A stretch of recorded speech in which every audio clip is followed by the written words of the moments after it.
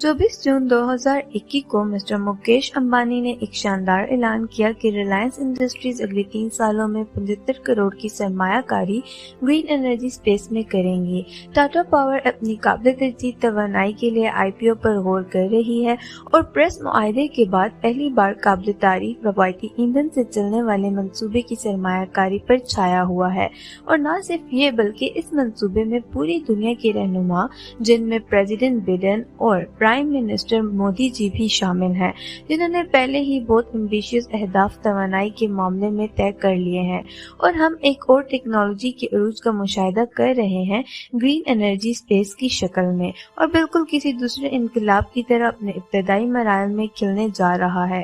بطور سرمایہ کار یا بطور کاروباری اگر آپ بھی اس میں انٹرسٹڈ ہیں، پھر یہ ایپیسوڈ آپ کے لیے ہی ہے۔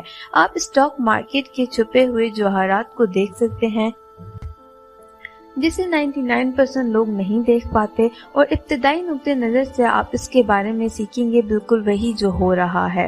گرین انرجی سپیس کا ڈپارٹمنٹ ہے۔ یہ 24 جنوری 1848 کیلیفورنیا کی کہانی ہے، جب جیمز مارشل نامی ایک بڑھئی نے کچھ چمکتا ہوا دیکھا جب وہ ایک چکی بنا رہا تھا۔ تھوڑی سی جانچ پڑتال کے بعد اسے ہوش آیا کہ وہ چمکدار فلیکس بہترین سونے کے معیار کا سوا کچھ اور نہیں تھا، جو کم از کم 23 کیرٹ تھا۔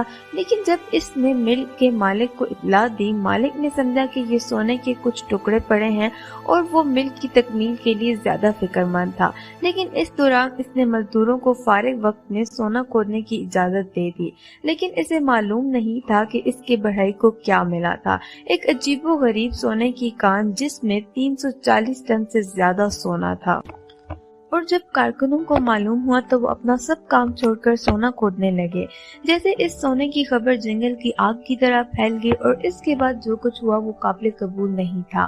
اسی کیلیفورنیا میں جو کبھی دیہاتی جگہ تھی، سونا کھودنے کے لیے 3 لاکھ سے زیادہ لوگ دوڑے چلے آئے۔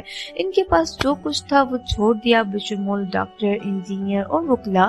انہوں نے سونے کی تلاش کے لیے گھوڑے خریدے، اور یہ گولڈ رش خواتین و حضرات تقریباً سال تک جاری رہا۔ اور ان 7 سالوں کے دوران کان کنوں کے کئی گروپ تھے جو کامیاب ہوئے اور بہت سے ناکام بھی ہوئے۔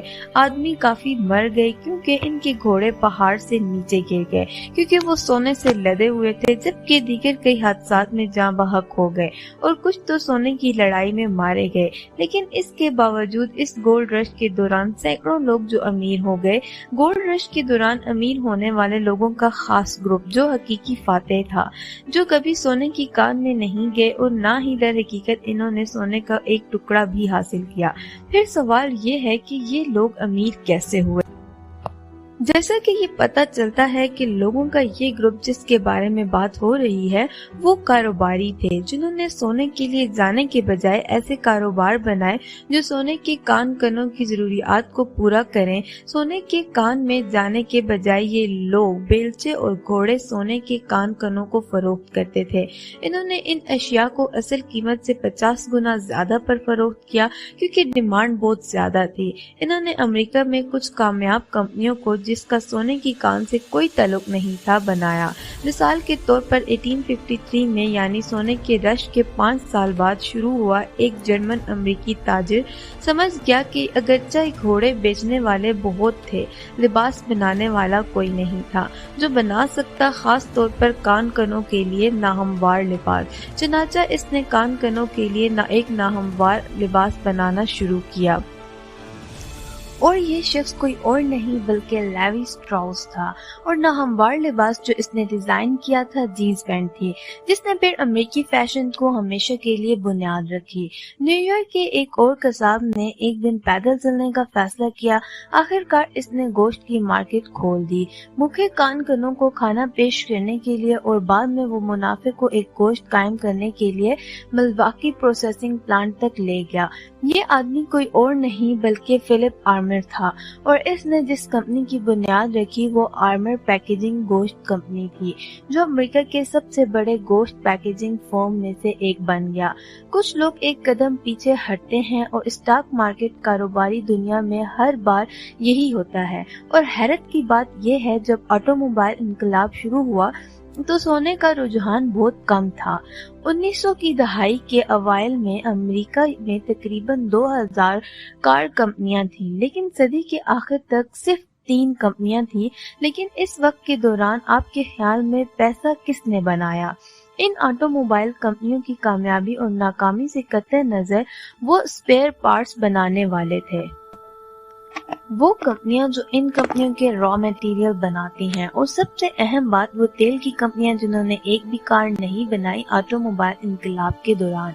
सब तवानाई की सनत के इर्तिका पर एक नजर डालते हैं कि आप एक स्ट्रेटेजिक सरमायाकार या एक कारोबारी कैसे बन सकते हैं। अब 3 सुपर मजबूत कुव्वतें हैं जो सब तवानाई के उरूज को मुतहरिक करने जा रही हैं। नंबर 1, सदर बाइडेन ने एक हद मुकर्रर किया कि 2035 तक कार्बन फ्री पावर सेक्टर का। नंबर 2, हिंदुस्तान में वजीर आजम ने ऐलान किया हमारा काबिल तजदीद तवानाई का हद 2030 तक 450 मेगावाट होना। लेकिन फरवरी 2021 तक हिंदुस्तान के नस्ब काबिल तजदीद तवानाई की सलाहियत कितनी है? सिर्फ 94.3 गीगावाट, और इसमें 450 गीगावाट का हद तकरीबन 280 गीगावाट शमसी तवानाई से आने की तवक्का है। और आखिर में इन साजगार सियासी हालात के नतीजे में हमारे पास बड़ी कंपनियां उभर रही हैं, जैसे रिलायंस, जैसे टाटा पावर और अडानी ग्रेन। अब बात करते हैं स्टॉक मार्केट में छुपे हुए जवाहरात को तलाश करने के लिए। मरहला नंबर 1, और अगर आप किसी खास शोबे का इंतखाब कर रहे हैं और अगर आपको इंटरनेट के जरिए जाना बहुत मुश्किल लगता है तो अखबारों की सुर्खियों को तलाश करें। मरहला नंबर 2, जब आप इस खबर से गुजरें, इसमें खास सनत के खिलाड़ियों की अहम दर्जा बंदी की निशानदही करें। सब तवानाई की सूरत में गैर काबिल तजदीद तवानाई से काबिल तजदीद तवानाई में मुंतकिली। मिसाल के तौर पर इस किस्म के लिए हमारे पास टोयोटा या वोल्वो हैं, जो अगले चंद दहाइयों में मुकम्मल तौर पर काबिल तजदीद तवानाइयों की तरफ जाने का इरादा रखते। और ये 2 किस्में यानी दूसरी किस्म और तीसरी किस्म की कंपनियां हैं। छोटे सरमायाकार खास तौर पर ग्रीन एनर्जी पोर्टफोलियो के लिए दूसरी तरतीब सोचने का तरीका इस्तेमाल करें। आज के लिए मेरी तरफ से इतना ही। उम्मीद करती हूँ आपने आज के एपिसोड से जरूर कुछ कीमती सीखा होगा। मिलते हैं अगली वीडियो में, तब तक के लिए अपना ख्याल रखिए। खुदा हाफिज़।